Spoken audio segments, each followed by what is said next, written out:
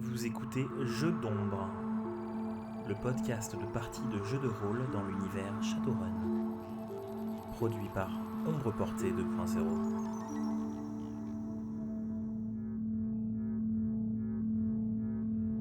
Vous êtes sur le point d'écouter le premier épisode de la campagne Net-Gaywitter, qui se situe à Berlin en 2080. Nous allons jouer avec le système Shadowrun Anarchy. Le meneur de jeu est Bellaran, et vous pouvez nous retrouver sur shadowrun-jdr.fr.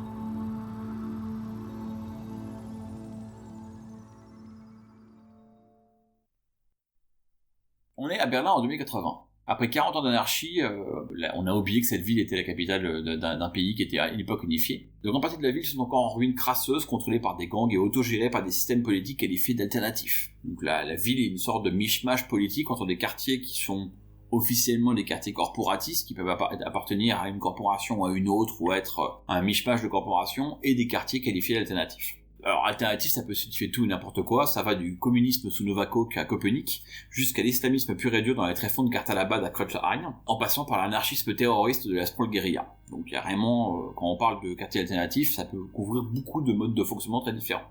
Alors, dispersés entre ces petits quartiers alternatifs, on trouve ceux des corpos, qui sont tous évidemment très sécurisés, très surveillés. Certains sont ouverts à tous, enfin ouverts à tous tant qu'on a effectivement un signe et puis surtout un bon pouvoir d'achat. D'autres quartiers, comme le quartier de Tempelhof, qui appartient à Sadercoup, sont extrêmement exclusifs, et on ne peut y rentrer que si on montre patte blanche. Une patte blanche validée par la patte griffue du dragon. Alors dans ces cas-là, les quartiers sont isolés du reste de la ville par des grandes enceintes, des grands murs d'enceinte et des grandes murailles, et même avec des portes blindées. Donc la nuit, la division à géométrie variable de la ville s'incarne encore plus par un étrange show de son et lumière. En fait, les quartiers corpaux brillent dans le noir. Ils sont bardés de drones qui volent, bardés de néons lumineux, bardés d'éclairages en tout genre, et là c'est encore pire en réalité augmentée. Puis à l'inverse, une espèce de poches noires, qui sont les quartiers alternatifs, où il n'y a pas d'éclairage public, ou alors peu d'éclairage public, et en plus, les gens qui vivent dans les quartiers alternatifs sont pas très fans de tout ce qui est, on va dire, ce qu'ils appellent l'espionnage, qui en fait est le fait que dans le monde de Shadowrun, un peu comme aujourd'hui, on est constamment surveillé. Donc ils y mettent constamment des bâches, ils mettent des bâches au-dessus de leurs immeubles ou de leurs toits pour en fait masquer aux drones espions ce qui se passe. Ils activent des jammers. Et donc du coup, même par effet de bord, la nuit il fait extrêmement sombre. Donc la ville de loin, quand vous arrivez en hélicoptère ou en avion dans la ville, vous avez cette vision un peu de zone très sombre. Voilà le quotidien des habitants de Berlin en 2080. C'est aussi le vôtre, parce que vous courez les ombres. Et par ce beau matin de pluvieux et glacial de décembre 2080, quelques semaines après vos dernières péripéties, vous êtes justement en train d'arriver dans un de ces quartiers pas alternatifs normalement, le quartier central de Berlin qui s'appelle Mitte, ce qui veut dire le centre. Mais dans la périphérie de ce quartier, une zone qui est vraiment un peu cradoc. Mais avant qu'on parle de ça, je vais vous donner à chacun un tour de narration pour vous présenter et présenter vos personnages. Donc on va commencer par Basha. Alors moi j'incarne Weasel, donc un gnome qui a un aspect assez enfantin, qui cultive un petit peu cet aspect enfantin, donc vous avez l'impression d'avoir un gamin de 10-12 ans avec vous, imberbe et tout ce qui s'ensuit. Extrêmement curieux, donc le genre de gamin chiant qui demande « et pourquoi c'est comme ci, et pourquoi c'est comme ça ?» à peu près toutes les 2 minutes. Mais je suppose qu'on se connaît au départ. On a l'habitude de travailler ensemble. Oui, vous êtes une équipe, vous êtes un petit groupe de Shadowrunners. Alors t'as raison, je vais donner un peu de contexte par rapport à ça. Vous faites partie d'un groupe de Shadowrunners qui est plus grand que le vôtre. Vous êtes pas 3, vous êtes peut-être 4, 5, 6, 7, 8, 12 à travailler ensemble. Et selon les boulots et les dispos des gens, vous réunissez des sous-équipes. Donc voilà, en l'occurrence, vous vous connaissez de vue. Peut-être que l'un de vous a déjà fait une mission avec l'autre. Peut-être que vous avez déjà fait un boulot tous les 3 avec d'autres personnes. Mais voilà, vous appartenez à un collectif. Donc du coup, moi, donc un gamin qui s'occupe en général de tout ce qui est support magique. Donc pose beaucoup de questions. Dès qu'il y a quelque chose, un mystère caché, il a tendance à essayer de venir et de trouver ce qui se passe à tout prix. Quand on veut discuter avec lui, il faut poser 3 questions qui répondent avant que lui réponde à une qu'on lui a posée. Mais globalement, vous vous rendez compte qu'il a tendance à avoir pas mal de réponses malgré tout. Surtout sur tout ce qui est magique. C'est vraiment son côté un peu enfant, il essaye de pas mal jouer avec ça pour on va dire dissuader les méchants de lui tirer dessus, parce qu'en général ça se fait pas trop de tirer sur les gamins. Parfait, au suivant. Moi j'incarne Gentle, qui est un elfe relativement grand, blond, toujours très propre sur lui, un beau costume, très avenant, c'est pas du tout l'elfe hautain, mais c'est vrai qu'il est particulièrement charismatique, il rayonne, c'est la personne qu'on voit en premier quand on arrive dans une salle.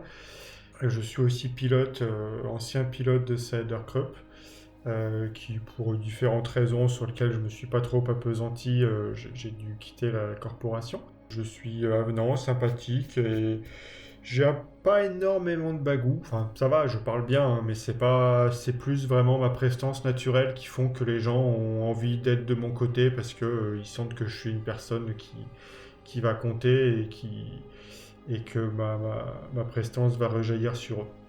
Voilà, j'aime beaucoup sortir la nuit, je suis un gros fêtard. Au suivant. Le DMG est un nain, tout ce qu'il y a de plus nain, très banal dans son allure. Il a toujours un trench coat à sa taille, heureusement. C'est pas quelqu'un qui va prendre facilement la parole, c'est pas quelqu'un qui va essayer de s'imposer dans un débat, il va plutôt rester un peu en retrait, à observer. Et souvent, quand il y a des moments de flottement, des moments d'attente, il sort toujours son vieux métallique, un truc qui doit avoir plusieurs années, totalement cabossé, toute la peinture partie, et tout en train de bidouiller son comlink. Si vous avez regardé de temps en temps, en fait, il fait pas grand chose dessus, il y a même pas d'agent, quoi que ce soit, il y a juste énormément de pistes son. A priori, il passe son temps à écouter de la musique sur son vieux métallique.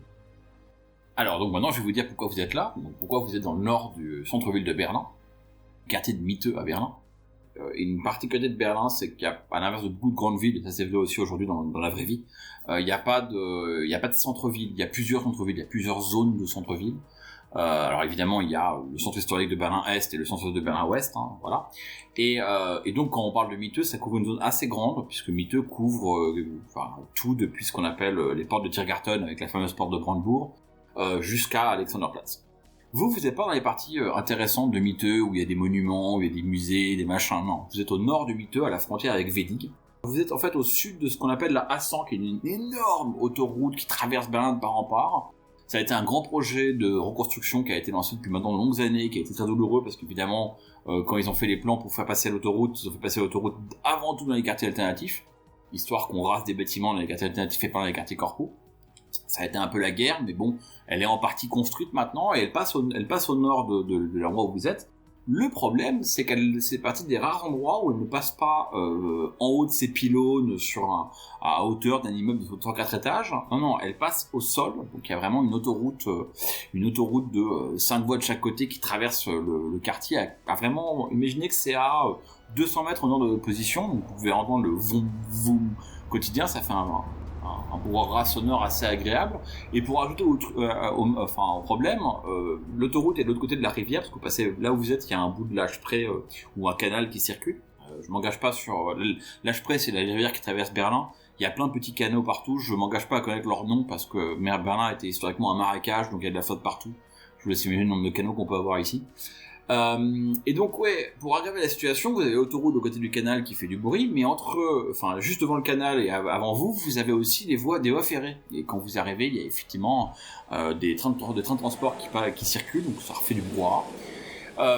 Vous êtes là pour rencontrer un client. Alors on est un matin de décembre, hein, donc il fait pas très froid, il pleut, forcément, on est à Berlin. La bonne nouvelle, c'est que avec le réchauffement climatique qu'il y a eu dans le monde de Chauderonne, il fait relativement plus doux qu'il ne le ferait en décembre à Berlin, mais il fait quand même froid et il pleut. Une pluie légèrement acide, alors vous avez mis vos masques et vous avez mis vos capuches pour vous protéger de ça. Et vous arrivez dans ce qui était à une époque un garage qui s'est un peu étendu de manière un peu que on dirait que le garage a phagocyté les bâtiments autour. Donc c'est une ancienne zone industrielle qui a été recyclée. Donc vous avez un garage qui a annexé plusieurs cours et devant ce garage brille avec un néon à l'ancienne qui clignote. Alors un vieux néon qui a été retapé, un néon des années 50, enfin 2050 qui a été retapé et qui clignote en disant Timan. Alors Timan à l'allemande, hein, donc un T et puis Man avec 2 N à la fin. Et donc vous savez que c'est là que vous devez vous rendre, c'est là que vous avez un client qui vous attend. D'après vos contacts, après un ou vos contacts de confiance, le patron de son endroit voudrait vous rencontrer pour vous proposer un boulot. Et c'est donc pour ça que vous êtes là aujourd'hui. Alors, quand vous arrivez dans le magasin, le nom de Timan ne vous dit pas rien parce que vous êtes passé plusieurs fois dans le quartier et vous savez que dans le quartier, on va dire dans un périmètre de 1 ou 2 km, si vous n'avez pas activé vos filtres à spam, vous avez plein de spam pour une bulle pour Timan. On vous dit venez chez Timan réparer ce que vous voulez. Alors des petits un peu cheesy, vous voyez une grand-mère qui galère avec sa cafetière, et puis là il y a un bonhomme qui dit Ta cafetière est cassée, va chez Timan. Puis donc on voit une petite animation de la grand-mère qui amène sa cafetière chez Timan. Et apparemment c'est c'est à la fois un mec une boîte qui répare tout. Le mec répare tout, répare aussi des caisses, hein, parce que c'est un ancien garage, mais il répare tout ce que vous voulez, et ils font aussi un peu de Matrix support. En fait ils vont un peu aider les gens avec la matrice. Et donc quand vous poussez la porte, vous poussez pas la porte, vous passez sur l'arche d'entrée du garage, et là, du garage, vous avez une cour, donc sur la droite, vous avez un entrepôt, entrepôt, plutôt un préau, on va dire, où il y a une série de voitures qui sont rangées un peu en vrac et d'ateliers. Vous voyez 2 voitures un peu vieilles, des vieilles caisses, encore une fois des années 2050, qui sont accrochées à des poux, et puis des gens qui travaillent dessous. Et sur la gauche, vous voyez en fait qu'il y a une sorte de, on va appeler ça un check-in, l'endroit où vous rentrez pour déposer ce que vous voulez faire réparer. Et alors là, vous avez une longue file d'attente avec des jeunes, des vieux, des orques, des humains. Vous voyez même un peu timidement quelques mecs en costard cravate qui doivent bosser pour une corpo à quelques blocs de rue de là, qui viennent faire réparer qui viennent faire réparer un truc qui doit plus de sous garantie, qu'on doit leur forcer à racheter.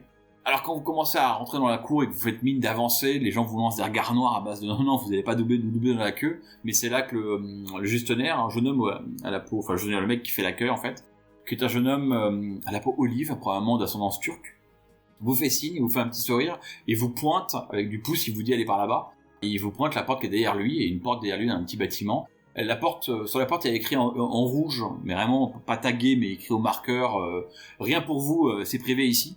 Il y a la même chose écrit en AR. En AR, vous avez un petit truc en néon qui circule pour vous dire c'est privé, mais apparemment vous avez le droit d'entrer. Donc vous poussez la porte de ce petit bâtiment et vous rentrez dans la zone privée. Vous découvrez d'abord, vous pensiez arriver dans une sorte de bureau, mais non, vous arrivez dans une sorte de salle de remise où il y a plein d'étagères avec plein d'outils, plein de pièces de réparation, de drones en vrac, plein de choses. Et il y a en fait un petit cheminement labyrinthique qui n'est pas sans rappeler les labyrinthes que faisait Gaston Lagaffe entre les piles de bouquins, pour atteindre le bureau qui est en contrefond. Et donc quand vous arrivez, vous avez au fond de la pièce une porte qui est ouverte qui mène à un petit bureau. Alors le bureau, à l'image de la pièce qu'on a traversée, est rempli de trucs. Il y a au nord, au sud, comme derrière le bureau en lui-même, des étagères avec plein de fratras de vieux objets. Vous avez encore une fois des drones, des vieux comlink des années 50 ou 60. Vraiment, c'est le bonheur de celui qui aime bien ce qu'on appelle aujourd'hui du vintage. D'ailleurs, posé sur une étagère à gauche, vous avez un modèle de robot de sex drone robot des années 60, un truc que vous n'avez pas vu depuis 10 ans, qui est posé là, apparemment en réparation aussi. Et derrière le bureau, vous accueillant tout sourire, mais pas forcément, pas un homme qui vous frappe comme étant extrêmement sympathique au premier regard. Vous avez le patron des lieux, que vous savez être Tamir, puisque le magasin s'appelle Timan d'après son nom. Enfin, le magasin, c'est une petite boîte, hein. Ils sont quand même quasiment 20 ou plus à travailler ici.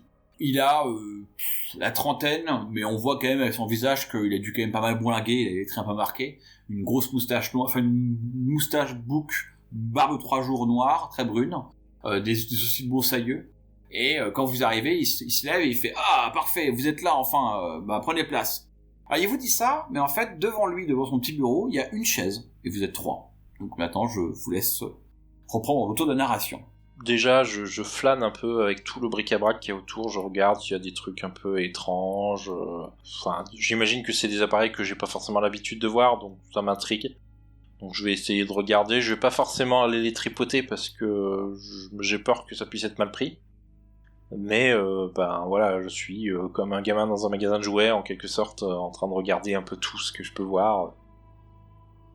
J'ai tendance à traîner un peu derrière les deux autres, mais j'essaie quand même de pas trop les laisser tout droit, et j'envisage même pas de m'asseoir sur la chaise.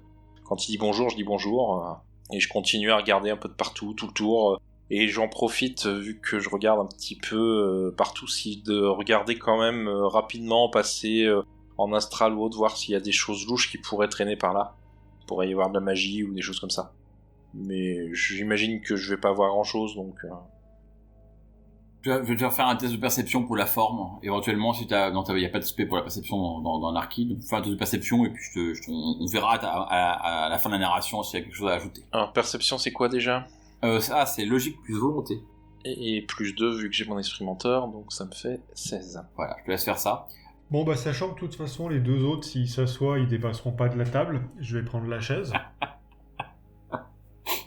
Donc, monsieur Timan, j'imagine que vous ne nous avez pas fait venir pour nous montrer vos magnifiques poupées. Bien que cela dit, le modèle pourrait m'intéresser, mais je m'attends à ce que vous ayez du travail pour nous. Parlons peu, parlons bien. Alors en effet, il acquiesce, il dit oui, alors déjà appelle-moi Tamir, Timan c'est mon magasin mais vous pouvez m'appeler Tamir, et effectivement j'ai un travail pour vous, et pour finir la narration, il lance un petit regard en direction de DMG qui a encore rien fait ni rien dit, et donc je vais laisser DMG faire sa narration et après on reprendra en mode dialogue. Donc, au moment d'entrée, il a laissé passer ses camarades. Rapidement, il se met contre un mur, plutôt là où il n'y a pas trop de lumière. Par curiosité, bien entendu, il vérifie les icônes disponibles dans la pièce et dans les pièces avoisinantes. Également, on vérifie qu'il n'y a pas d'icônes qui pourraient être cachées. On ne sait jamais si les choses pouvaient être écoutées. Donc, voilà, il va pas trop s'occuper de ce qui se passe physiquement autour de lui, mais dans un premier temps, il sera attentif à la discussion. Mais il va plutôt vérifier l'autre monde. Ok. C'est bien, du coup, il y a l'elfe qui va interagir, et puis ses deux compagnons vont juste être dans les vapes, à regarder soit dans l'astral, soit dans la matrice, donc c'est bien, parfait. Voilà, l'objectif, de toute façon, je pense qu'on a un peu l'habitude de procéder comme ça, vous me corrigez si vous n'êtes pas d'accord, c'est que moi je parle, je focalise l'attention du ou des interlocuteurs sur moi, qu'est-ce que je sais faire, et comme ça les autres pendant ce temps ils sont un peu plus tranquilles, un peu moins embêtés s'il s'agit d'aller faire ce qu'ils ont à faire dans l'astral, dans la matrice, où ils veulent. Alors après moi je reste pas en astral, hein. Je jette des coups d'œil mais je reste essentiellement quand même dans le réel. C'est juste, je veux pas me faire attaquer, me faire surprendre par un esprit, j'ai tendance à être assez alerte autour de moi, donc je jette un petit coup d'œil rapide et puis après je reviens en normal et voilà, et je suis toujours par contre attentif à ce qui est autour. Je le suis assez naturellement en fait. Ok, alors juste DMG, tu peux nous faire un test de perception aussi pour la partie matrice. Du coup, alors juste, donc il va envoyer, il va dire, effectivement, j'ai un travail pour vous. Vous m'avez été recommandé, donc j'espère que c'est dans vos cordes. Encore une fois, sans dire qu'il est désagréable, il n'est pas extrêmement, il n'est pas aimable ni trop souriant. On sent que c'est pas le Johnson habituel qui essaie de vous passer la pommade, comme on dit.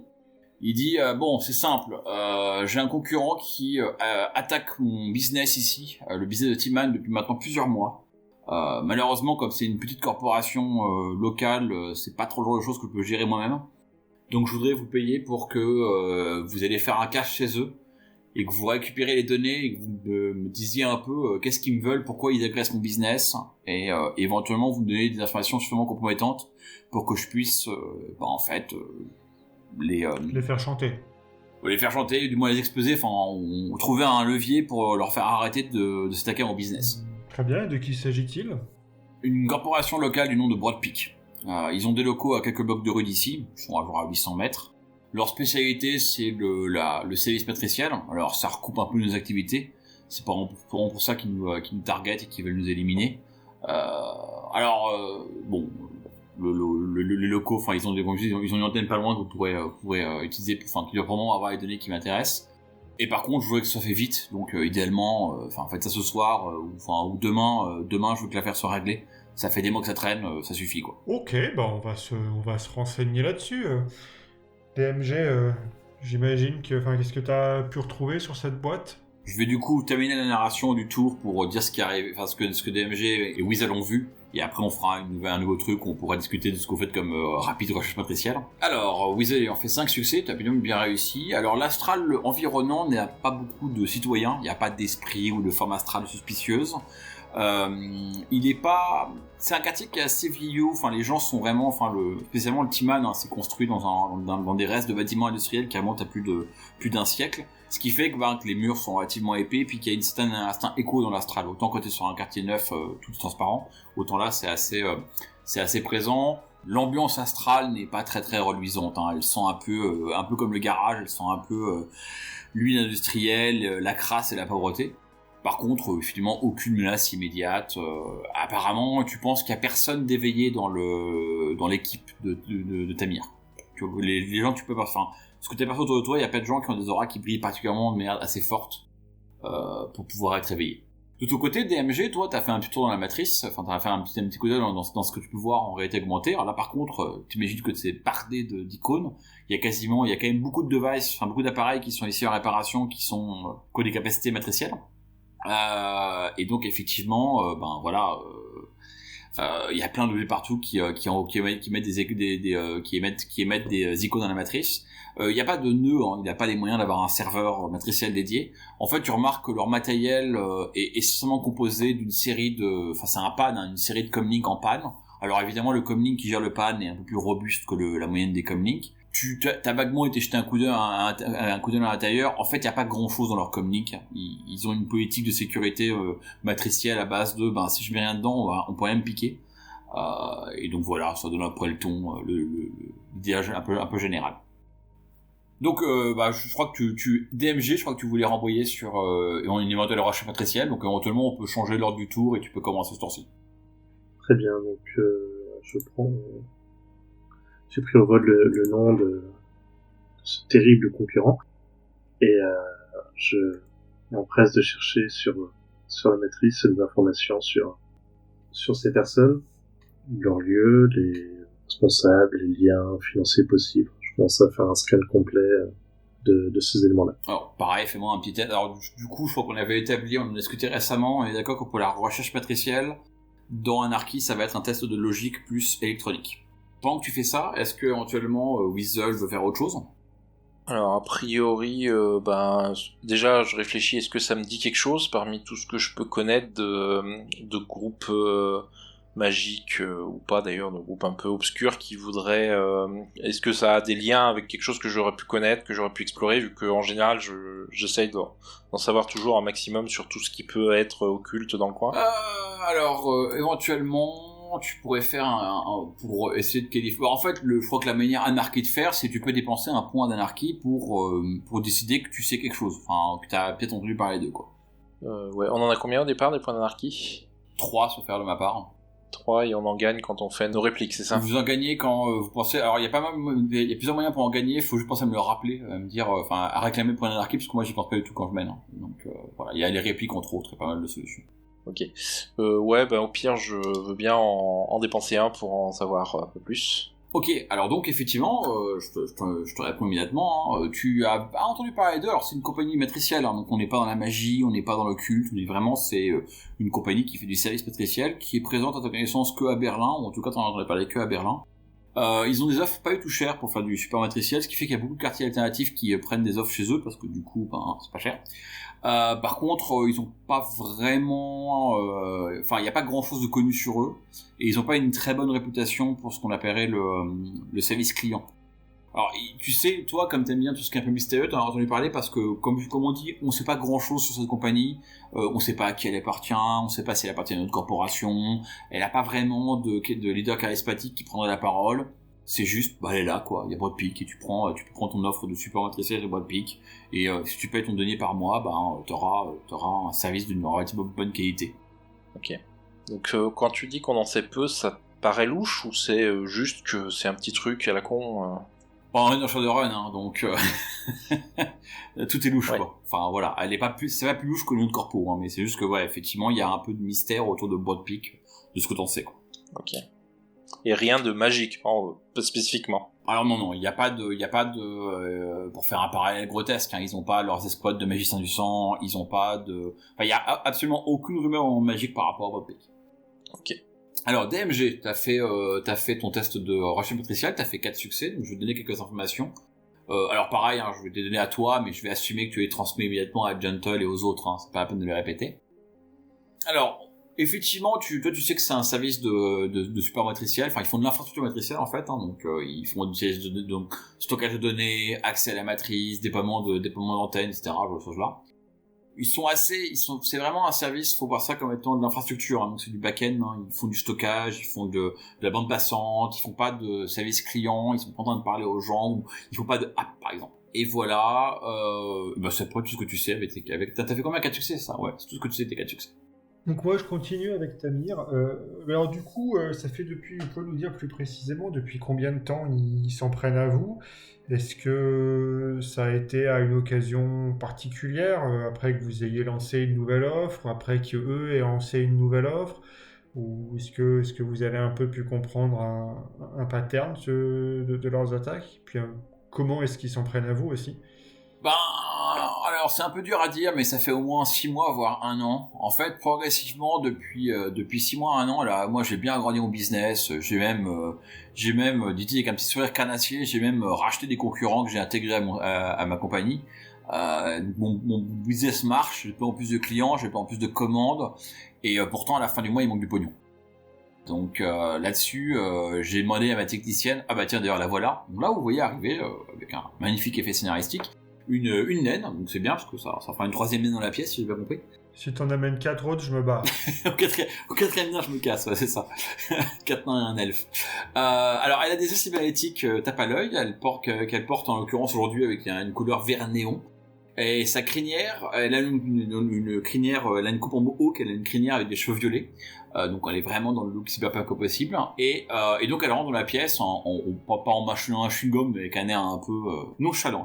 Elle s'approche et donc Tamir dit voilà, c'est Kylie qui a fait le boulot de recherche. Et qui m'a dit qu'effectivement c'était Broad Peak qui était derrière nous. Alors là la caisse elle fait ouais effectivement ils sont malins hein, mais en fait j'ai repéré quelques traces pas de hacking mais quelques commandes qu'on a perdues où on n'a pas eu les paiements qui ont fini chez eux, des clients qui venaient régulièrement qui d'un seul coup annulaient une commande et puis quand on allait leur parler tiens en fait non Broad Peak finalement ils m'ont fait mon super motriciel, j'ai pas été chez vous etc.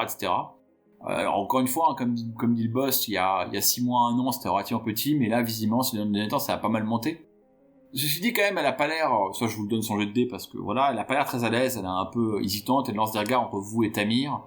Elle dit, elle se tourne vers Tamir, elle fait boss vous voulez vraiment envoyer des runners là parce que quand même, je veux dire nous on est un garage du quartier quoi, Broad Peak c'est une corpo quoi. Elle a pas l'air très rassurée par le fait que Tamir veut s'attaquer à Broad Peak. Et là, Tamir tape du poing sur la table. C'est exactement à ça que servent les runners, ma petite fille. Exactement. Si vous étiez plus gros, vous n'auriez pas besoin de nous. Vous aurez fait comme ils font, vous aurez écrasé la concurrence. Bah voilà, ça sert à ça des runners. Il est temps de remettre le terrain à zéro entre eux et nous, quoi. Ça fait des mois que je me fais piquer du pognon. Alors, ok, en temps normal, j'aurais envoyé mes potes. Alors, je vous le donne, hein, quand il parle de ses potes, vous imaginez que c'est des bandes de gangers à qui l'envoie à péter la gueule à ses concurrents quand il y a un problème. Là, ça marchera pas des masses avec Broad Peak, donc il monte d'un cran, il passe par des runners. Et il dit voilà, normalement, en temps normal, j'aurais réglé le problème autrement, mais là, ça suffit, quoi. Si Broad Peak veut taper dans mon business, il va falloir quand même qu'ils comprennent que ça va leur coûter un peu de pognon. On joue pas au con avec Tamir. Donc en gros, il vous pique des clients, et surtout, il tape dans vos caisses. Voilà, il dit en retapant du poing sur la table. Ok, bon, ça m'a l'air clair. Je me tourne vers DMG et Weasel pour voir si, particulier DMG, tu voudrais peut-être jeter un œil à leur service info, enfin à leur serveur, alors je sais même pas comment vous appelez ça. Je peux me connecter où? Je regarde la naine qui tenterait. Alors la naine te montre en AR, elle te pointe avec le tag en AR un serveur qui est pas très loin physiquement, hein, il est à moins de 800 mètres, hein, comme je dis, les locaux de Broad Peak dans le quartier sont pas loin de là où est Tamir, là où est Timan. Et en fait, tu vois un beau bâtiment en réalité augmentée, en fait, qui doit représenter le bâtiment physique. Je vous montrerai éventuellement quand vous arriverez devant. Qui représente en fait le nœud du truc. Alors tu fais, avant de faire des GD, tu fais un rapide scan. Effectivement, sans surprise, hein, c'est une corporation de sécurité, donc de matriciel, donc la sécurité est plutôt haute. Hein, c'est un bon gros serveur. Alors que tu commences à regarder un peu et éventuellement sonder un peu s'il n'y a pas des backdoors pour rentrer ou autre chose, Kylie, elle dit immédiatement, elle vous dit ouais, vous pouvez essayer de vous faire le serveur, vous êtes meilleur que moi. Mais moi j'ai essayé d'y faire un tour. Les mecs ils sont malins, il n'y a pas une donnée qui est en ligne, tout est archivé dans leur serveur. Si vous voulez récupérer les informations que veut le boss, il va falloir que vous rentriez et que vous vous connectiez physiquement à la machine, quoi. Et dans vos serveurs, vous avez trouvé quoi comme trace? Alors, on n'a pas de serveur nous, donc on a des comlinks volants Donc j'ai récupéré des vieux logs de Comlink qu'on a, de vieux Comlink pour comprendre ce qui s'était passé, qu'on garde des logs de ce que font les vieux Comlink qu'on a depuis longtemps jetés. Et c'est en regardant ces vieux logs que j'ai repéré les traces. Alors là, du coup, Tamir c'est impatient, il fait bon, on va pas refaire l'enquête, c'est moi le client ici. Je lui dis que c'est Broad Peak. Allez leur péter la gueule, et récupérer les données, et puis après, moi je vous paye et puis c'est fini quoi. On va pas passer la journée à tergiverser. Comme vous voulez. Je préfère être préparé quand je vais m'attaquer à quelqu'un, mais s'il faut y aller en aveugle, il ira en aveugle, hein. Vous êtes des pros là, vous avez la journée pour faire ça, ça va aller. Si on a la journée pour faire ça, pourquoi vous nous pressez? Et vous nous empêchez d'avoir déjà de bénéficier des informations que vous avez. Alors, je te propose que tu fasses un petit test de négociation, ou alors intimidation, si tu vas en faire ça à la mode je te fais peur, quoi. Non, négociation, c'est très bien. 4 succès. Alors par principe, je vais quand même lui faire résister, il y a des caractères, mais alors, je t'ai aidé en négociation, il a 4 dés, auquel machin, donc je vais faire un petit jet en retour, donc on va voir si il peut égaler ton score, il a fait 2 succès. Ouais, donc sans dire qu'il se calme complètement, il comprend que il réalise vite que t'as pas tort. Il dit, bon écoutez, la raison pour laquelle je vais faire ça vite, c'est que vous connaissez bien comment sont les ombres, spécialement à Berlin. Je vous ai venir ici chez moi aujourd'hui, c'est bon, demain après-demain, tout Berlin est au courant que j'ai appelé des runners. Donc, résultat, les mecs de Broad Peak, ils vont effacer les données, préparer votre arrivée et tout. Moi, je veux que ça aille vite, parce qu'à mon avis, sinon, ça va mal se passer pour vous comme pour moi. Ce que j'ai pas envie de faire, c'est de devoir vous expliquer pendant des heures les preuves que Kylie et moi avons amassées pour savoir que c'est Broad Peak. Ça, on vous dit que c'est Broad Peak, allez-y, quoi. Ah, le but, c'est pas de refuser d'y aller ou d'aller voir quelqu'un d'autre, c'est juste, si mon collègue DMJ peut comprendre un peu leur façon d'opérer, ça peut potentiellement nous aider sur place et nous préparer et savoir à quoi nous attendre. Mais c'est l'affaire d'une demi-heure à tout casser. Alors, il acquiesce, et puis il se tourne vers Kylie, parce qu'il suppose que Kylie est plus à même de répondre à vos questions que lui à ça. Kylie dit, ouais, qu'est-ce que tu veux savoir, DMG? Est-ce qu'il y a des choses qui... j'ai regardé pas mal leurs services et leurs nœuds, donc je peux te renseigner si tu veux. Déjà, si je peux avoir les logs que vous avez trouvés, je vais peut-être voir des patterns, des types de signatures, quel genre d'agent ils utilisent. Elle prend un air un peu embarrassé, elle fait, en fait, le problème, c'est que tous ces fichiers de log, etc., qu'on a récupérés, quand on a compris qu'ils avaient été comprimés par Broad Peak, on les a flingués, quoi. On les a pas gardés on les a pas gardés, on a flingué des fichiers, on a flingué les devices, on voulait pas leur laisser une backdoor, quoi. Donc, tu comprends qu'elle est un peu embarrassée, elle dit, ouais, en fait, les preuves que j'ai montrées à Tamir, on les a fait disparaître, quoi. Très bien. Ça ressemblait à un travail de Spider de sécurité, c'était un code un peu plus ésotérique, c'était assez osé. Il y avait des traces étranges au niveau des logs. C'était brutal mais élégant. Donc, clairement, les mecs sont matriciellement, c'est pas des mauvais. Si vous commencez à mon avis vous attaquer au serveur directement, vous aurez des problèmes. Les mecs étaient clairement très bons. Ils avaient laissé très peu de... En fait, c'est pas tellement les traces qu'on a trouvées dans les logs, on a trouvé l'ombre de leurs traces, tu vois le genre. Donc effectivement... Vous avez un peu trop bien nettoyé derrière eux. Ouais, voilà, parce que c'est presque trop bien nettoyé. En fait, tu sais que ça a été hacké parce que c'est trop propre. Est-ce que je peux faire appel à ma connaissance, que j'ai sécurité matricielle. Donc il y a peut-être des choses particulières qui se disent ou qui se savent sur la manière d'opérer de Broad Peak. Ouais. Du coup, c'est pas un GT, ça, c'est juste une connaissance. C'est la connaissance. Ouais. Ouais, donc en fait, t'as pas entendu parler de Broad Peak en tant que tel, mais tu sais comment fonctionne une compagnie qui est matriciellement un peu sur la pointe et qui fait du stockage, donc qui est très, très au courant des problèmes de sécurité. Et effectivement, pour le coup, c'est les compagnies qui font vraiment systématiquement appel au fait d'archiver les données pour des raisons de sécurité. Donc tu sais très bien que si tu vas pirater leur nœud, il y aura dans le nœud les 3 fichiers ouverts par leur employé au moment où tu iras, mais tout le reste par défaut est archivé. Donc en fait, tout est dans un serveur peut être physiquement sur place, mais en tout cas rien n'est accessible pour des raisons évidentes de sécurité. Donc bon, là on parle de Shadowrun en général. Dans Shadowrun, il y a 2 solutions en ce cas-là. Soit tu vas physiquement dans le système pour prendre la machine qui contient un fichier, tu t'y connectes et là tu peux désarchiver le fichier. Ou alors tu passes par les fondations On va passer par les fondations aujourd'hui, idéalement. Surtout qu'en plus, tu sais que quand tu passes par les fondations, la difficulté est proportionnelle à la force à la puissance du serveur, et clairement, ils vont avoir un gros serveur. Et puis, je vais peut-être pas y aller tout seul, là, comme ça, bien en tête. Voilà. Voilà. Et par contre, effectivement, si la sécurité enfin, en gros, tu sais, pour conclure, que dans ce genre d'endroit, finalement, c'est la sécurité physique qui est le plus fragile, parce que sur la matrice, les mecs, ils ont couvert la dose, quoi. Très bien. Alors, on a perdu un peu le tour de narration, mais je vais laisser à Weasel peut-être l'occasion de dire quelque chose, s'il va faire quelque chose. Ouais, bah moi, vu que je vois que les discussions, je vais pas pouvoir servir à grand chose dans l'immédiat, je me mets dans un coin, je m'assois par terre, bêtement, et je vais essayer, tu m'as dit que les locaux étaient pas très loin du coin? Ouais, ils sont à 800 mètres.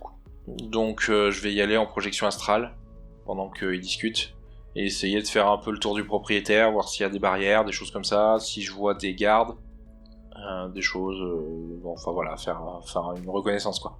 Ok, alors, en fait, à ce moment-là de discussion, Kali quitte la pièce, mais en gros, Tamir va rester ici si vous avez des questions, et puis on va considérer que vous allez passer un peu de temps, on va vous donner une narration pour faire un peu de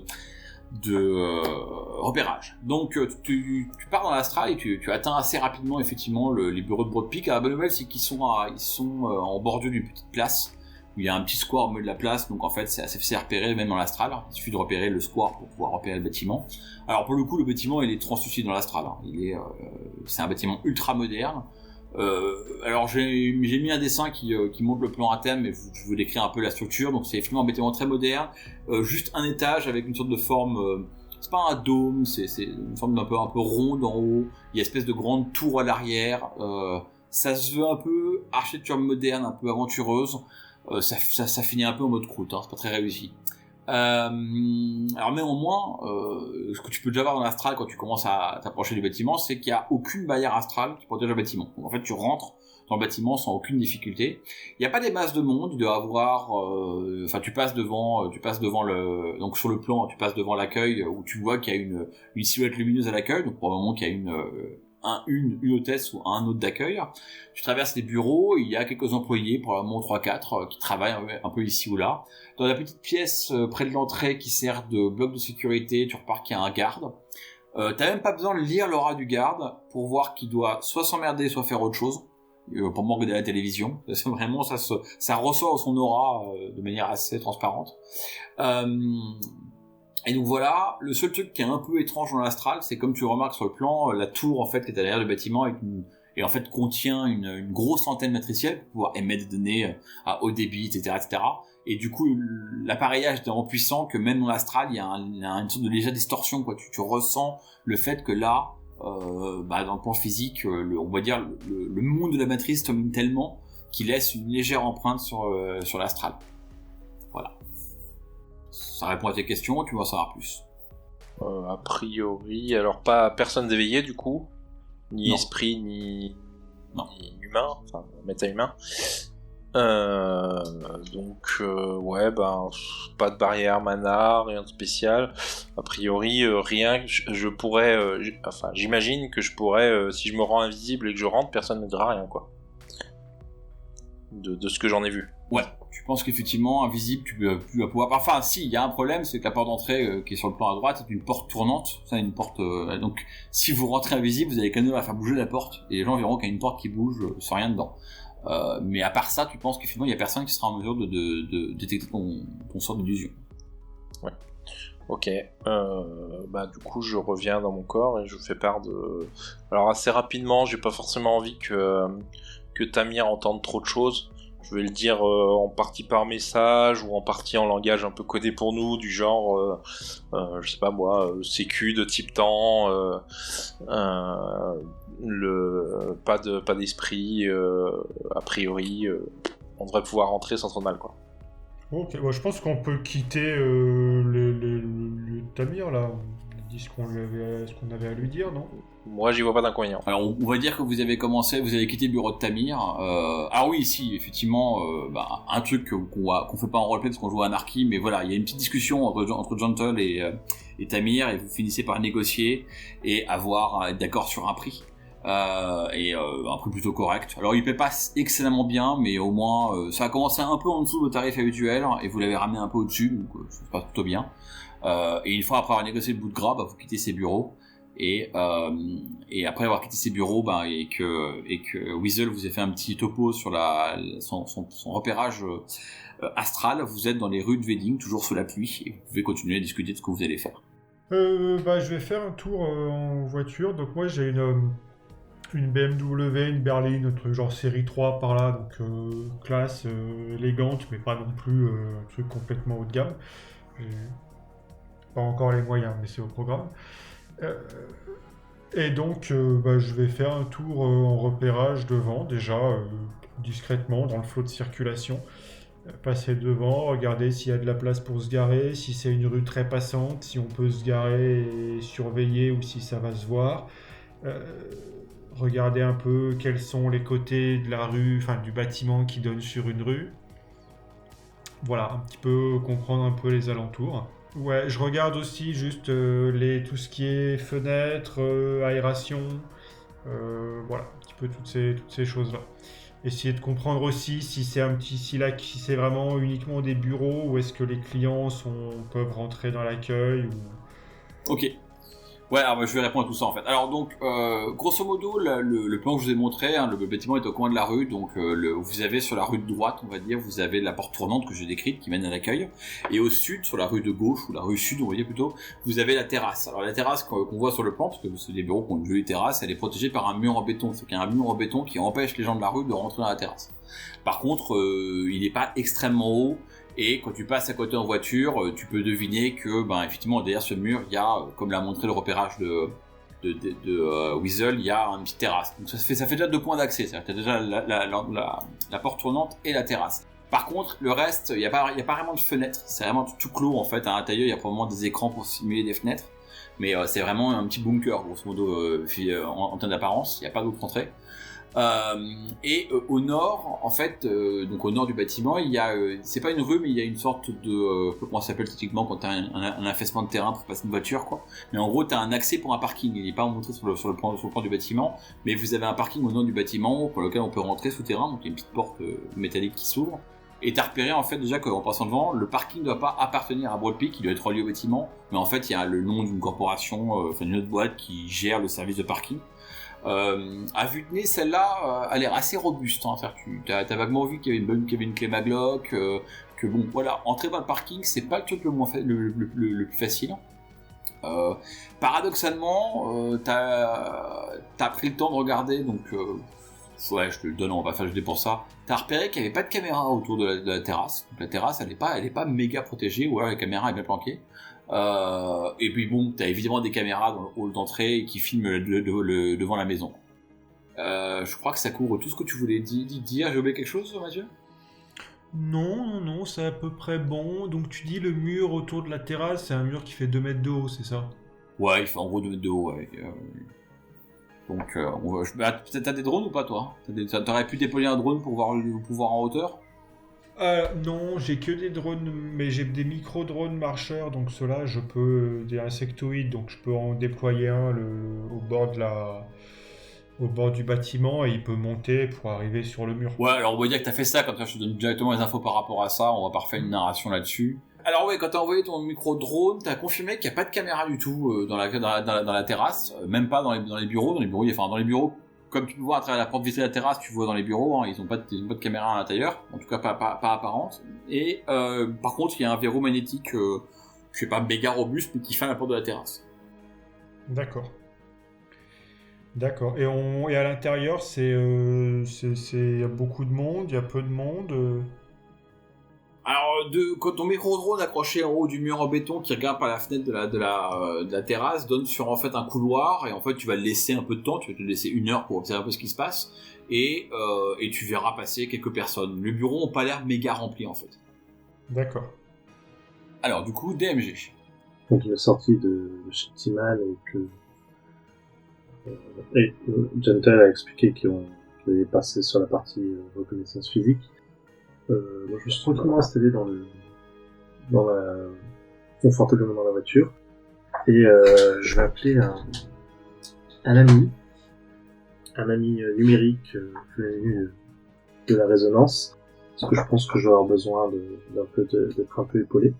Alors, juste un truc, pour information, dans une autre table, j'ai un technomancien, et chaque fois que je tire la résistance des sprites, il se prend, je fais 7 succès avec UD, donc j'ai acté que je vais arrêter de faire ça. Donc le seuil est fixe, si tu prends un esprit mineur, ça sera un succès pour avoir un sprite mineur. Si c'est un sprite moyen, ça sera 2 succès qu'il faut faire. Par contre, si tu vas invoquer un sprite majeur, là on lance des, parce que là il faut qu'il y ait un peu d'enjeu, quoi. Donc un sprite majeur, ce sera 68 succès. Non, je vais prendre un sprite normal. C'est ça, si t'as de la chance normale. On va éviter les problèmes. Et donc, ce sera un sprite cracker. Ok. Donc, donc je commence à aller me balader avec mon sprite autour du serveur, en attendant pour essayer de voir un peu ce à quoi on a affaire, si je peux avoir 2-3 informations. Pendant qu'on fait la reconnaissance physique également, je vérifie s'il n'y a pas justement des caméras, s'il n'y a pas des maglocks, etc., qui nous permettraient d'avoir un accès vers le serveur, ou en tout cas potentiel danger au moment où on va essayer d'entrer dans le bâtiment. En fait, on va dire que tu utilises le flux vidéo diffusé par Gentle de son repérage physique pour repérer l'éventuel device qui aurait été mis à portée, l'erreur mis à portée des gens dans la rue. Alors, sans surprise, pour le coup, ça je t'ai pas même les perceptions, c'est une corpo de sécurité une corpo matricielle, donc il n'y a pas le moins de device qui a une patte qui est en dehors, quoi. Ils ont pas laissé une clé maglock pré-hackable ou autre chose, enfin ils ont été très malins. En fait, la seule clé maglock qui soit accessible de la rue, c'est celle du parking. Mais en fait, tu te rends compte immédiatement qu'elle est rattachée à un autre nœud, qui est le nœud de la corporation qui s'occupe du garage, donc c'est pas leur affaire. Et après, le problème, c'est que les autres devices, ils sont dans le serveur. Donc, pour les apercevoir dans la matrice, il faut commencer par rentrer dans le serveur. Et le serveur, c'est du costaud, hein. Le serveur, c'est le serveur qui lance 12 dés quand tu vas l'attaquer. Donc, tu peux le faire, mais tu vas y réfléchir à 2 fois. Juste pour information, visuellement, le serveur, il prend en fait, c'est une copie conforme du bâtiment dans la matrice. En fait, t'as vraiment dans la matrice, tu vois le même bâtiment. Et en fait, si tu poses une marque sur un des murs du bâtiment, pouf, tu peux rentrer dans le serveur et le serveur est complètement superposé au bâtiment. C'est relativement peu original, mais tu notes que c'est quand même bien fait. Bon, on va tomber peu l'intérieur. On va aller jouer prudence.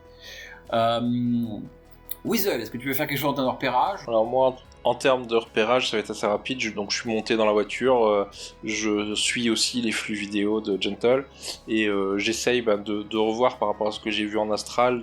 Je vais commenter, je vais dire ah oui là effectivement j'ai vu qu'il y avait personne, là c'est si. J'essaye aussi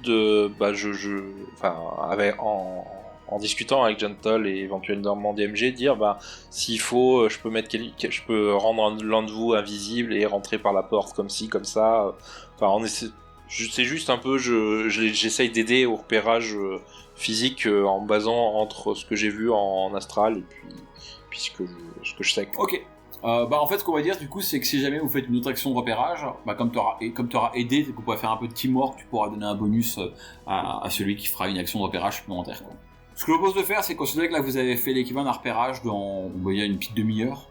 Vous avez pris une demi-heure peut-être un quart d'heure, parce que vous avez quand même déployé un drone, il fallait quand même vous déplacer, etc. Alors je vais vous décrire les alentours de Broad Peak, j'aurais dû le faire, je m'excuse. Donc je vous dis, en fait, devant il y a une petite place avec un petit en triangle, un petit score en triangle, avec les éternels Spielplatz, donc les places pour faire jouer les enfants, qu'on trouve dans quasiment tous les squares à Berlin. Alors spécialement ici, c'est pas un quartier alternatif, c'est un quartier qui est quand même bien gentrifié et qui est même clairement dans la direction gentrification plus. Vous le voyez parce que déjà en face de Broad Peak, il y a un restaurant italien faussement familial, mais en fait qui appartient à une chaîne. Derrière, vous avez un barista qui vous vend du café spécial machin, enfin du soy caf spécial du jeu de machin à 5 nuances l'unité, enfin à 5 €, on est en Europe. De l'autre côté, vous avez un McDonald's qui, malgré le nom, a tendance à vite apparaître quand il y a des gens avec un peu de moyens pour acheter à manger. Et donc voilà, le quartier est vraiment en train de s'embourgeoiser. D'ailleurs, caricature de phénomène, vous avez une jeune maman, une elfe qui enceinte jusqu'aux dents, qui est en train de promener son premier enfant dans sa poussette dans le Spielplatz qui est en face enfin dans le square qui est en face de Broad Peak. Ça, je vais oublier de vous donner un peu le décor. Donc c'est vraiment à ton, on est qu'à 800 mètres, on est vraiment en termes de, il y a peut-être 5 blocs si on prenait une référence américaine, mais en fait on voit déjà que par rapport à Timan, c'est pas le même quartier quoi. Et surtout, on est très loin d'entendre le brouhaha du train et de la A100. Donc du coup, alors je peux vous faire une narration, peut-être un peu de repérage en plus. On va recommencer par, je propose bien comme ordre de narration, Gentle, DMG et Weasel, et puis éventuellement, s'il y a un moment ou un autre, vous avez besoin de l'aide de Weasel, et ben là, on aura Weasel de faire un test. Alors, Gentle. Déjà, pour discuter entre nous, moi je serais bien d'avis d'aller me pointer là-bas et puis. Alors, soit je peux me faire passer pour un client et voir ce qu'il en est. Éventuellement, je peux détourner leur attention en tant que client et puis faire rentrer Gentle discrètement, qui rentrerait invisible par la porte tournante. Et en même temps que moi, comme ça la porte aurait une bonne raison de tourner. Et puis on espère qu'il s'en sort. Ou est-ce que vous voulez qu'on attende plutôt que je fasse un repérage et qu'on attende la nuit pour y aller comment vous voyez les choses? Alors, le seul truc que je ne sais pas, enfin, que moi personnellement je ne sais pas, mon personnage le sait peut-être, mais c'est est-ce que le sort d'invisibilité, d'une part, est-ce qu'il tiendra face aux caméras, et d'autre part, est-ce qu'il tiendra si je me mets, si par exemple je rends DMG invisible, parce qu'a priori c'est lui qui a le plus besoin de rentrer, si j'ai bien compris. Est-ce que il faut qu'il reste entre guillemets à vue de moi, ou est-ce que je peux le rendre invisible et il va 3 pièces plus loin et reste invisible? C'est une bonne question, ça, c'est un truc qui est pas effectivement résolu dans le lore ou autre chose. Ah si, dans le lore, c'est résolu, hein. Il faut que tu as la C'est résolu, portée ça habituelle, donc toucher ou ligne de vue pour lancer le sort, et ensuite tu le maintiens tant que tu veux. Tant qu'il passe pas une barrière astrale. C'est ce que j'avais acté, ouais. Ah oui, assumant qu'il n'y a pas de barrière astrale, effectivement. Oui, c'est ce que j'avais acté, effectivement. Donc tu lances, enfin, faut vraiment qu'il voit DMG pour lancer le sort. Mais à partir du moment où DMG reste à portée du sort, donc dans l'anarchie c'est pas trop un problème parce que en gros la portée ça doit être, vu que c'est quoi, je vois que c'est contact, près et loin. Tant qu'il est pas loin, c'est bon. Ouais, enfin donc du coup faut quand même que je le vois quoi. Au moment où tu lances le sort. Ah oui, au moment où je lance, ça, après Ouais. ça se maintient tout seul, enfin ça se maintient pas tout seul, mais Par contre, il faut je reste pas qu'il concentré. parte si DMG va à Alexanderplatz qui est à 3 km, là c'est fini par contre. Par contre, tant qu'il reste dans les parages, si tu veux, si t'es dans les parages de Broad Peak et que tu l'as rendu invisible avant qu'il rentre dans Broad Peak, normalement c'est bon. Et par contre vis-à-vis des caméras, je suis pas sûr par contre que ça tienne. Alors sur Shadowrun normal, il y a la différenciation caméra ou pas caméra. À Anarchy, elle y est pas, donc oui, pour moi, ça fait les caméras, quoi. De toute façon, faut quand même dire ce qui est. Je connais personne qui a pris je connais personne qui prend le sortilège invisibilité normale et pas physique dans Shadowrun 5 parce que les caméras étaient partout. Ça sert à quoi? Tu gagnes 2 drains, enfin bon. Donc par défaut, je dirais que oui, forcément, t'as pris des versions d'invisibilité qui marchent avec les caméras. Ok. Et ben dans ce cas, voilà. Donc moi ça me va très bien comme idée. De toute façon, j'aurais moins de mal à le lancer sur DMG que sur moi le sort. Moi ça me paraît pas mal. Si en plus Gentle détourne un peu l'attention de l'hôtesse, ça peut le faire. Moi je reste dans la voiture, ça me va. Et en soutien bien sûr, je reste connecté. Si vous voulez m'envoyer un message, qu'il faut que je fasse quelque chose de plus. DMG, t'es chaud? Oui. Tant que tu restes dans le bâtiment assez longtemps, si jamais il y a besoin de réagir. Ouais, y a pas de souci. T'as un comlink pété, une cafetière, un truc que je peux leur amener? Ils ont l'air de faire plus dans le service matriciel d'un peu plus haut de gamme que Timan quand même. Ouais, en effet, vous voyez bien que Broad Peak fait du support matriciel. Par contre, ils sont pas concurrents avec T-Man pour le rafistolage de cafetière. Ok. Après, si j'ai bien compris, ils font du service matriciel assez intéressant. Tu peux très bien être un commercial qui vient vérifier, voir les services qu'ils peuvent proposer pour ta corpo. Ouais, on va faire ça. Ouais, ou alors j'allais dire un client mécontent qui pète un scandale parce que son truc a un souci, et comme leur SAV est réputé pour être ultra merdique, on peut même un peu rajouter là-dessus en disant que t'as essayé de les contacter, que t'as jamais réussi à avoir de réponse. Et péter un scandale, ça devrait tout autant, sinon plus, attirer l'attention que celui qui demande juste une vision des services, quoi. Par contre, il nous faut le nom d'un vrai client et d'un vrai service. Là, il faut commencer à taper dans leur base ces problèmes de l'extérieur. Ouais, ou alors un client qu'on a inventé et il le trouve pas, et ça peut prendre du temps aussi, et d'autant plus péter un scandale, quoi, ça fait 5 ans que je suis chez vous et vous me connaissez même pas. Alors, juste pour information, si le but c'est juste que DMG passe la porte en même temps que... Enfin, que DMG invisible passe la porte en même temps que Gentle, il n'y a pas non plus besoin d'avoir 30 minutes de discussion derrière, hein, donc... Ouais, mais c'est intéressant que je reste à l'intérieur. Non, mais je vais me faire présenter plutôt les services de quoi? De tenir un site, enfin le serveur d'une... C'est ça, c'est le genre de service qu'ils proposent. Monter et maintenir le serveur d'une corpo, c'est ça? Ouais, c'est du stockage. Faut voir ça vraiment comme étant du service de stockage de masse, ou éventuellement, tu sais, genre, louer un petit site web. Enfin, en gros, vous imaginez dans Shadowrun, le mec qui a sa page web, il a pas un serveur pour lui à ma matrice, hein.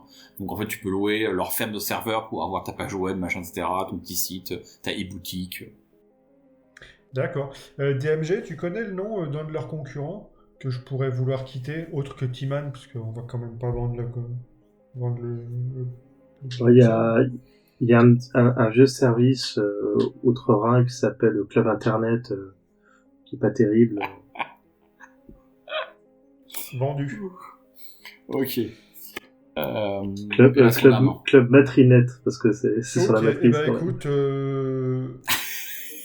Club Matrinet, vendu. Ok. Alors, on peut dire quand même que vous avez pris, pareil, vous avez pris quelques demi-heures assis quelque part, enfin dans la voiture à parler de ça. Si j'ai bien compris le layout, l'organisation, donc en fait, Gentle va rentrer accompagné par DMG invisible dans le truc. Et toi, pendant ce temps, Weasel, tu vas rester dans la voiture, tu vas faire quoi en fait?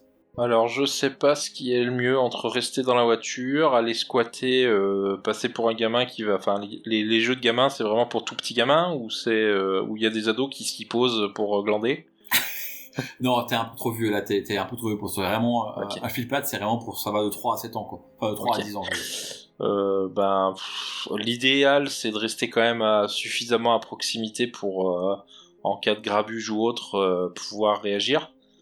Que ce soit désactiver le sort ou essayer de détecter 2-3 autres trucs. C'est vrai que oui, j'ai pas pensé, j'aurais pu faire détection de... Bon, c'est pas grave. J'aurais pu faire détection de magie, des choses comme ça avant d'y aller, mais bon, trop tard. Donc du coup, ouais, c'est plus rester dans les parages pour un peu en support si jamais il y a le moindre truc qui va pas. Alors, tu sais, moi j'obéis toujours à la règle qui dit que ton personnage est moins con que le joueur. Donc ton personnage aura pris le temps de faire un sort de détection de la magie. Enfin, tu vois, s'il y a un truc que t'as oublié, lui il l'a fait, quoi. Donc apparemment, je te confirme que ton sort de détection de la magie n'a pas révélé quelque chose. Ouais, ok. Dis-moi, avec les deux nains que je traballe en permanence, est-ce que j'ai un escabeau dans la voiture? Non, t'as 2 escabeaux. Un pour chacun, quoi. Un pour chacun. Ok, bon, bah, je lui laisse l'escabeau qui puisse grimper par-dessus le mur au besoin pour nous rejoindre. Au niveau de la terrasse. Le visuel du nain qui court avec son escabeau sous le bras, qui le pose devant le truc, qui saute du mur. Ça va être intéressant pour le parcours. Faut qu'ils prennent les 2 escabeaux pour faire échelle. On peut installer l'escabeau à l'avance, tu vois, le laisser négligemment là. Je pense pas qu'il y ait beaucoup de gens qui volent un escabeau dans la rue. Au pire, on en rachètera un, c'est pas très grave. Et comme ça, s'il a besoin, l'escabeau sera déjà là. Alors, juste en l'occurrence, il y a un petit problème dans le jeu par rapport à ton plan de laisser l'escabeau, c'est qu'en fait, sur l'espèce de... Donc, le mur, il s'arrête devant une série d'arbres au sud du bâtiment. Et en fait, sous la série d'arbres, il y a une demi-douzaine de clochards qui sont en train de campouiller à cet endroit-là, pour les mettre à l'abri de la pluie. Et donc, si tu poses l'escabeau, tu poseras l'escabeau vraiment devant eux. Alors après, est-ce que des clochards vont piquer ton escabeau? Ça, c'est à voir, hein. Mais en tout cas, il y a cette population qui est là, en fait. Bon, désolé Weasel, faudra que tu portes l'escabeau. Ouais, bon, de toute façon, je vais sûrement rester plus à l'extérieur. Je suis pas convaincu que de rentrer en urgence, ça ait un intérêt. Donc, au pire, voilà, je reste, mais au moins que je reste à portée si jamais DMG veut en urgence que je coupe le sort d'invisibilité, que je puisse le faire. Et puis voilà. De toute façon, si je dois lancer un autre sort, a priori, je risque fort de lâcher l'invisibilité. Donc voilà. Ok, ben vous semblez être plus ou moins prêt pour votre plan, donc on peut maintenant passer à la mise en place. Donc je vais juste demander à Weasel de faire son test son test de sort. Pas vraiment, enfin on espère que tu vas réussir, hein, mais le but surtout c'est de voir un peu le niveau du sort, quoi. Si t'as fait 1, 2, 3 ou 5 succès, c'est pour qualifier à quel point t'as réussi. Oh, ok, j'ai pas eu, t'as déjà lancé le jet de dés en fait. Ok, donc t'as fait 6 succès, c'est ça? Bah, c'est bien réussi. Hein. Je te laisse gérer le drain, du coup, puisqu'on applique les règles optionnelles pour le drain. Donc... Alors, c'était quoi le drain du coup? C'est je me prends autant que le niveau du sort, c'est ça? Tu jettes autant de dés que le niveau du sort, chaque 1 fait un point de drain. Et ben voilà, j'ai pas de drain. C'est vrai qu'elle est bien, elle est simple à travailler, elle est élégante. Rien à redire. Implémentation du drain assez facile. Ok, bah donc du coup tu Shazam, poum. Bah peut-être pour la forme, décris-nous un peu la magie, l'apparence que prend la magie de Weasel dans le jeu, qu'est-ce que tu fais, etc. Enfin, ou du rêve. Alors pour le coup, bon, ça, c'est un sort d'invisibilité. Alors l'apparence par définition c'est rien. Mais par contre, c'est toute la magie de Weasel, c'est très ancré sur l'utilitaire. C'est-à-dire que s'il a besoin de, typiquement, on pourrait imaginer, on veut qu'il disparaisse, et il y a une espèce de grosse gomme qui arrive qui va l'effacer, quoi. C'est vraiment pas, c'est pas du tout des animaux qui vont nuire ou quoi que ce soit. Il n'y a pas de truc. Par contre, sur tous ces sorts, donc par exemple sur la grosse gomme, il va y avoir un petit dessin de serpent quelque part, une gueule de serpent ou autre. Mais c'est le seul truc un petit peu original qu'il y a, et sinon c'est vraiment, quand il fait un esprit, c'est vraiment celui qui voit l'esprit, on sait pourquoi il a été fait, quoi. Si c'est pour de l'exploration, ça va être un truc avec des longues vues qui regarde. Si c'est plutôt pour de l'attaque, là ça va être vraiment un espèce de guerrier, voilà. Du coup là visuellement on voit bien que genre Weasel sort une sorte de crayon de sa poche et en fait il prend la gomme et il commence à prétendre de gommer DMG, sauf que oui ça gomme vraiment DMG qui disparaît progressivement et assez rapidement, il est entièrement invisible. Avec évidemment le serpent qui s'enroule autour du crayon au fur et à mesure que tu fais le sort, quoi. Alors DMG invisible, c'est à Gentle d'agir, puisque tu vas du coup, on va réorganiser l'ordre de narration pour suivre votre plan, hein, c'est logique. Donc Gentle, tu sors de la voiture avec ton compagnon invisible. Alors évidemment, vous êtes malin, tu sors par la même porte que Gentle, de manière à ce qu'il n'y ait pas deux portes qui s'ouvrent et juste un elfe qui sort.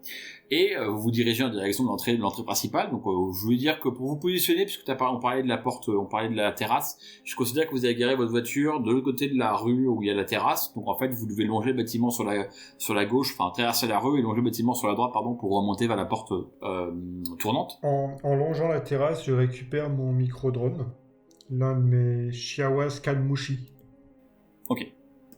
Est-ce que tu veux le décrire un peu éventuellement ? Ouais, c'est 2 mini-drones que j'ai qui ont des formes de cafards qui vont faire à peu près 2 à 3 cm de long. Gris mat. Donc pas super discret. Et qui comme un cafard, quoi, ça marche, ça se promène, ça suffisamment léger pour adhérer à toutes les surfaces, donc ça peut marcher au mur, au plafond. Et puis voilà, ils ont des caméras, des micros, tout ce qui va bien. Et alors par contre, du coup, il est mini, donc il est gros comme quoi, comme une voiture télécommandée, non ? C'est ça ? Ah non, c'est 2-3 cm de long, c'est vraiment insectoïde. Oui, d'accord, ok, c'est vraiment cafard, quoi. Donc effectivement, tu vas l'appeler, pas télépathie, mais par ton RCC, puis en fait, il descend du mur, et alors que tu passes pas loin du mur, hop, il remonte par ton pantalon pour revenir dans ta poche. Ouais, c'est ça. Et donc vous rentrez, je me dis que t'as un conteneur plus que ta poche, de toute façon. Et donc vous arrivez devant la porte en tourniquet que vous poussez, hein, donc ça va faire 2 heures que vous avez quitté les bureaux de Timan, maintenant même 3 heures, donc il doit être milieu d'après-midi. Vous poussez la porte et vous trouvez derrière la porte d'entrée, ma foi, une hôtesse, une femme dans sa quarantaine, qui a l'air un peu perdue. Elle a une sorte de chignon qu'elle a dû faire le matin mais qui s'est un peu effondré. Elle a une sorte de tenue un peu... Elle a pas un uniforme, ils lui ont pas filé un uniforme pour la boîte, mais elle a une sorte de tailleur un peu élégant, mais on sent qu'elle a dû l'acheter récemment parce que tu sais, elle bouge à l'intérieur, elle est pas à l'aise à l'intérieur. Et quand vous rentrez, elle sursaute, un peu surprise, apparemment il n'y a pas beaucoup de passage, et elle vous fait un grand sourire, elle dit bonjour, vous avez rendez-vous avec qui ? Bonjour, je viens sans rendez-vous, je suis pris par l'urgence et donc j'ai absolument besoin de changer de fournisseur et j'ai entendu beaucoup de bien de vous et donc j'ai décidé de venir à l'improviste pour me renseigner un petit peu sur votre offre. Alors elle est un peu décontenancée, elle fait « Ah, vous n'avez pas de rendez-vous c'est une urgence. Puis elle commence à regarder un peu. Alors dans notre monde à nous, elle regarderait les papiers qu'on lui a filés pour gérer l'accueil, mais là elle cherche des trucs en arrow, donc tu vois qu'elle bouge ses mains dans tous les sens. Elle fait vous avez contacté notre service support matriciel, et là elle fait apparaître un petit formulaire en arrière. Elle dit il suffit d'appuyer sur ce bouton et charger vos coordonnées, on vous recontactera immédiatement. Oui, mais vous savez, je suis pas très à l'aise avec ces choses-là. C'est justement pour ça que j'ai besoin de personnes comme vous pour venir m'aider à mettre en place toute l'infrastructure matricielle de ma société. Parce que là, mon fournisseur actuel, c'est une catastrophe. J'ai panne sur panne, ça marche pas 2 jours de suite. Et du coup, j'avais beaucoup de mal. Enfin, voilà, j'aurais besoin d'une aide plus rapide, parce que j'ai l'habitude, vous savez, on poste un truc sur la matrice, et puis on vous rappellera peut-être au bout d'une semaine, ou pas. Donc voilà, j'avais besoin de quelque chose de beaucoup plus rapide. Qu'est-ce que cette séquence est ancrée de réel. Alors, plus tu parles de ça, plus elle est paniquée. Elle a pas l'air de se ranger à ça. Elle fait écoutez, je suis désolé, moi je fais juste l'accueil. Plus je suis nouvelle, je viens d'arriver. Au passage, il y a marqué son nom, si vous voulez, sur son nom, elle s'appelle Carola Evert. Et elle dit ça, normalement, les gens passent par le support matriciel. Il y a des formulaires. Moi, je fais juste l'accueil pour mener les gens quand ils ont rendez-vous avec les employés. Écoutez, Carola, vous inquiétez pas. Ce qu'on va faire, regardez, comme vous êtes nouvelle, mais je pense que vous avez été très bien formée. Manifestement, vous connaissez votre travail. Est-ce que je pouvais m'aider ensemble à ce qu'on remplisse ce formulaire? Ça, je ne serais pas venu pour rien. Juste parce que tu fais ça très bien, mais le passage va le rater, donc fais quand même un test du coup de. Je crois que ça va être négociation. Non, il y a escroquerie dans il y a comédie, ouais. Il y a comédie, un test de comédie effectivement pour vendre ta salade à la demoiselle. Espérons que pour une fois, ça sera genre que le joueur n'aura pas mieux réussi que le personnage, ce serait quand même dommage. Et un peu pour qualifier un peu ça, et puis je vais quand même lui donner l'occasion de douter d'intelligence des fois qu'elle pourrait comprendre que tu fais sa gueule. Alors, vas-y. Motive-toi. Bon alors, pour la forme, je vais lancer ces 3D. On va lui faire 3D, elle a charisme, défaut, elle a juste charisme. Voilà. Oh, 3 succès sur 3D, c'est pas mal. Il en manque encore 4, mais c'est pas mal. Tu vois, c'est pour ça qu'il faut que les mecs qui fassent des règles de jeu jouent comme moi, avec un meneur qui fait 5 succès sur 6, quoi, pour comprendre comment parfois les règles qui ont l'air de marcher bien marchent pas en fait. Bon, bah écoute, tu t'en es bien tiré, elle avait l'air légèrement suspicieuse, mais tu l'as bien enlevé ta salade, et t'as commencé un peu à te plonger dans l'environnement AR avec elle, et là, pour le coup, tu fais le nigo, genre, s'il y a le moins de trucs dans l'interface qui est pas clair, tu cliques sur les boutons, évidemment, tu cliques sur le bouton qui annule le formulaire, faut recommencer, enfin voilà. C'est ça. Puis j'essaye d'être attentif aussi à ce qui se passe autour, au moindre signe qui pourrait indiquer que DMG s'est fait repérer ou qu'il y a des choses qui se passent mal. Ce qui m'aide à pas comprendre ce qu'elle me raconte vu que je l'écoute pas. Ouais, d'accord, ouais. Oui, du coup, je vais en poser la question. Ouais, alors juste que tu remarques quand même, je crois que normalement, mes souvenirs sont exacts, le point disparu, mais je crois que tu peux voir la cabine de sécurité où il y a le gardien en fait. Et comme je t'avais décrit, le garde, il a marqué son nom, il y a une petite plaque en arrière qui indique qui il est. Quand tu cliques, il a marqué son nom, il s'appelle Théo. Et en fait, Théo est très clairement en train de regarder autre chose, quoi. Enfin, il t'a vu rentrer, il t'a regardé quand t'es rentré avec un air un peu suspicieux. Mais alors, depuis que tu papotes avec Carola, il est clairement en train de regarder le foot à la télévision ou autre chose, mais voilà, il est pas à ce qu'il fait. Alors, on va dire que t'as au moins gagné un bon quart d'heure, là, le temps de passer à travers le formulaire. Donc, on va s'intéresser vite fait à DMG. Donc, pendant ce temps, DMG, que fais-tu, toi? Donc, ayant profité de l'entrée conjointe, je suis rapidement avancé vers ce qui me semble être la salle serveur, donc cette grande salle circulaire à l'arrière, pour vérifier les potentielles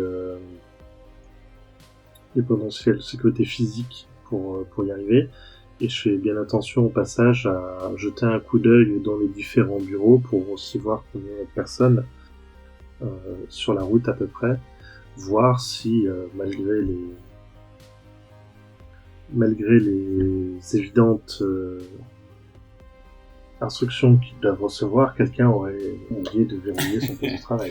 Alors du coup, tu passes par la porte et effectivement, quand il montre le plan, mais je vais le décrire, sur la droite, tu vois une série de bureaux. À ta surprise, en fait, quand tu passes la tête tout invisible dans la série de bureaux sur la droite, les bureaux sont vides, tout le monde a fermé son poste, et enfin, en fait, t'as l'impression qu'il y a personne qui travaille ici, quoi. Le tube space est entièrement vide. Tu continues ton chemin et t'arrives sur la gauche vers un ascenseur. Et il y a une seconde porte qui donne sur un second open space qui est beaucoup plus au centre du bâtiment. Lui par contre il est occupé, mais en fait les deux derniers occupants, parce qu'il y a eu 2 personnes dans la pièce, semblent le quitter. Donc en fait avec des réflexes de runner, tu fais un petit pas de côté au moment où il sort de la pièce pour pas rentrer qu'il te rentre dedans. T'es invisible mais t'es pas intouchable. Et les deux collègues replient leur bagage. En fait c'est un homme et une femme. En fait tu risques d'être un couple parce qu'ils se parlent. Et ils se regardent avec un air un peu entendu, et puis ils disent ouais on va au resto, et en fait alors ça c'est Jonto qui le verra, alors qu'il quitte la porte au tourniquet qui mène à l'extérieur, en fait il commence à se tenir la main et à traverser la rue pour aller au restaurant, et donc rien à signaler. Alors tu peux éventuellement réfléchir tu pourrais trouver un device qui permettrait d'avoir un accès plus rapide, mais pour l'instant il n'y a pas d'accès, personne n'a laissé son poste ouvert. T'arrives devant la porte, pas devant la porte, t'arrives devant l'ascenseur qui est à ta gauche et le couloir qui mène à la salle serveur. Enfin, la salle serveur, c'est l'antenne, et t'imagines bien qu'à côté de l'antenne, il y a toutes les machines qui sont stockées dedans. Alors j'ai oublié de lui dire, effectivement, tu l'as vu en repérage, la tour est une cage de Faraday. Donc du coup, tu vois rien de l'extérieur de la tour. Il y a l'antenne qui dépasse en haut, évidemment, pour pouvoir émettre, mais en gros, le reste est quand même une cage de Faraday.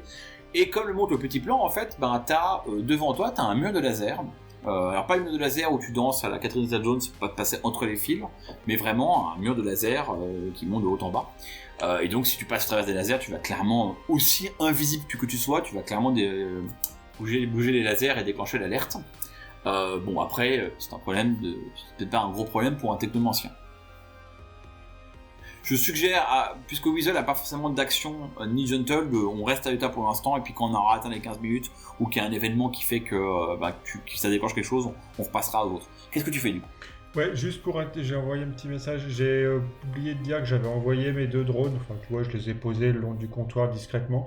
Il y en a un qui reste avec DMG, au cas où ils doivent rentrer en réalité virtuelle. Comme ça, il y aura toujours un flux vidéo sur ce qui se passe autour de lui. L'autre qui erre un peu, voir s'il voit des trucs particuliers.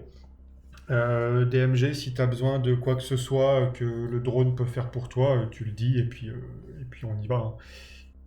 Alors justement, est-ce que le drone, lui, peut passer la grille de laser pour commencer à aller voir ce qui se passe derrière pendant que je vois à la désactiver? Donc il est largement assez petit pour passer entre les mailles du filet. Enfin, c'est pas les mailles du filet, c'est des barreaux laser, donc voilà. Et donc il est largement assez petit, donc tu peux passer entre les deux et avancer.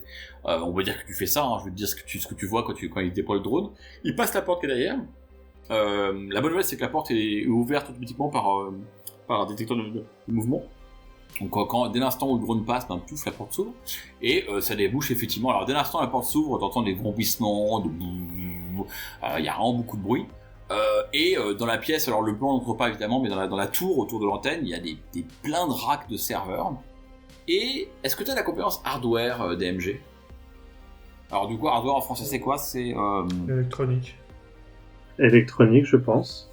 Et tous ceux qui ont accès aux flux vidéo, ou tout le monde et qui ont la compétence électronique, peuvent faire un test d'électronique.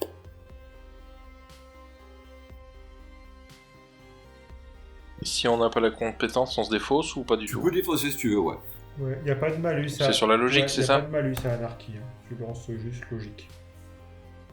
Alors, un succès pour Gentle, 3 succès pour DMG et 2 succès pour Weasel. Comme quoi, finalement, Weasel, t'as beau défaulter, ça fait quelque chose.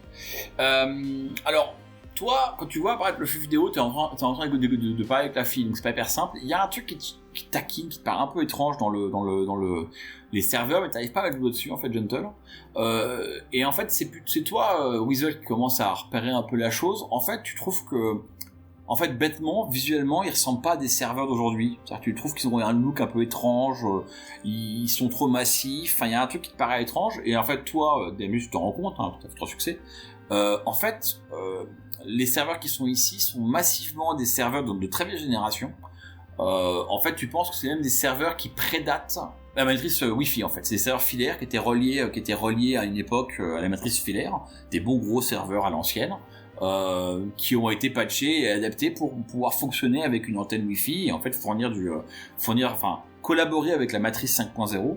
Mais en fait, tu réalises que, 5.0, 2.0, mais en fait, tu réalises que, si tu te connectes directement à ces serveurs-là, t'auras pas affaire à la matrice d'aujourd'hui qui est sous contrôle de God, mais t'auras affaire à une autre matrice qui sera un peu la matrice de Tron pour le monde de Shadowrun, quoi, une matrice d'avant, quoi. Justement, là, étant donné que le drone a permis l'ouverture de la porte. La cage de Faraday n'est plus fermée. Alors, en effet, elle n'est plus fermée. Ouais. Donc tu peux percevoir... en fait, tu peux du coup percevoir l'antenne, qui, elle, a une présence matricielle dans la matrice. Mais en fait, le reste des serveurs, ils sont filaires, hein, donc ils sont invisibles pour toi. Ok. Très bien, donc je vais m'atteler à désactiver la grille de laser. Ok, alors comment tu t'y prends ? C'est une excellente question à laquelle je suis sûr DMG aurait une réponse. Alors, si t'as pas d'idée en termes de jeu, je me dis que tu peux simplement faire l'équivalent de peser des marques. Pour moi, là, je pense pouvoir voir le device connecté quelque part. Ce que j'apprécierais, c'est justement qu'il reste matriciellement connecté, même si physiquement il ne l'est plus. Donc, j'aurais pensé à poser des marques, faire une édition de flux pour dire qu'il est toujours up, tout en coupant. Ouais, alors, dans Anarchy, on va simplifier ça à un simple test de hacking. Éventuellement, tu peux soit déléguer ton sprite pour le faire et tu l'aides, ou tu peux être aidé par ton sprite. Et tu fais un simple test de hacking et en fait ça comptera pour 2 marques édition de flux et comment ça s'appelle l'opération pour dire à l'appareil de couper. Enfin, en gros, tu dis à l'appareil coupe-toi et ne dis pas que t'as été coupé, quoi. D'accord. Je pourrais même faire en fait un test de groupe. Faut pas faire trop compliqué. Ce que je ferais de simple, c'est que si tu fais toi-même là, t'as un score en hacking, toi. Oui, j'ai un score en hacking. Donc tu n'es pas le technomancien qui a que résonance, quoi, qui a que technomancien. Donc si t'as un score en hacking, tu fais le test et en gros, t'as pris un sprite normal, c'est ça? Ouais. Il a 8 en hacking en fait. Ouais, bah voilà, il te file de succès, il te file de 2 en plus, quoi. Donc tu lances ta hacking plus 2. Comme t'es un technomancien, t'as toujours plus 1 quand t'es en... Ah non, ils sont en VR par contre plus 1. Enfin, tous les bonus qui pourraient s'appliquer s'appliquent, c'était des atouts pour s'appliquer à ça s'applique. Et sinon, bah tu lances ça, quoi. Alors, je vais lancer les dés devant toi pour faire la résistance du device. C'est pas un très gros device. Hop. Tu fais un succès, donc ça se passe très bien. Tu prends le contrôle, tu poses 2 marques l'air de rien sur le device, toujours dans ce qu'on appelle en Shadowrun 5 en hacking on the fly, hein, donc sur piratage à la volée. Tu désactives la notification, enfin en gros tu figes la notification d'activité, tu coupes le truc, les lasers se déconnectent, et tu fais quelques pas en direction pour rentrer dans la salle des serveurs.